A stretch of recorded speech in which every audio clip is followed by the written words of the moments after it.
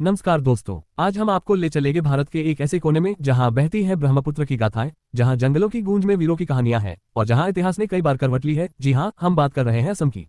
ये कहानी है वीरों की, रानियों की, क्रांतियों की और एक महान सांस्कृतिक विरासत की।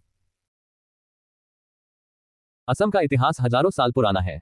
प्राचीन ग्रंथों में इसे प्रागज्योतिषपुर कहा गया है, जिसका उल्लेख महाभारत और रामायण जैसे ग्रंथों में भी मिलता है। प्रागज्योतिषपुर के राजा नारकासुर और उसके पुत्र भगदत्त का नाम इन ग्रंथों में वर्णित है। भगदत्त महाभारत के युद्ध में कौरवों की ओर से लड़े थे। यह क्षेत्र खगोलशास्त्र और तंत्र विद्या का भी प्रमुख केंद्र था। 1228 में एक थाई मूल के योद्धा सुखाफा ने ब्रह्मपुत्र घाटी में प्रवेश किया और असम में अहोम साम्राज्य की स्थापना की। अहोम राजाओं ने करीब 600 वर्षों तक असम पर शासन किया, जिसे भारत के इतिहास में एक अनोखी मिसाल माना जाता है।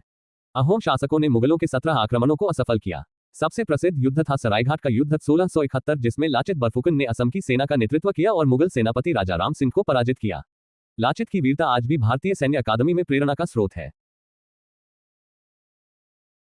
1826 में येंदाबू की संधि के बाद Assam British east India company के अधीन आ गया।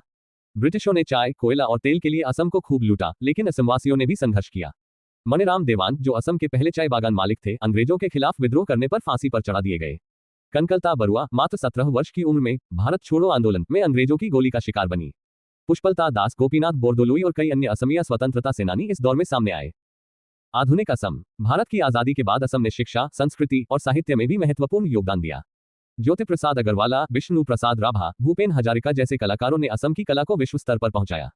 हाल के दशकों में असम ने राजनीतिक अस्थिरता, बाढ़ और विस्थापन जैसी चुनौतियां भी देखी हैं, लेकिन यहाँ के लोगों का संघर्ष और एकता इसे हमेशा आगे ले जाती है। ब्रह्मपुत्र की लहरों की तरह ये भूमि भी सदैव गतिशील रही है, कभी आक्रांताओं से टकराकर तो कभी कला संस्कृति से संसार को अपना परिचय देकर। धन्यवाद। अगर आपको ये कहानी अच्छी लगी हो तो लाइक करें, शेयर करें और हमारे चैनल को सब्सक्राइब करना न भूलें।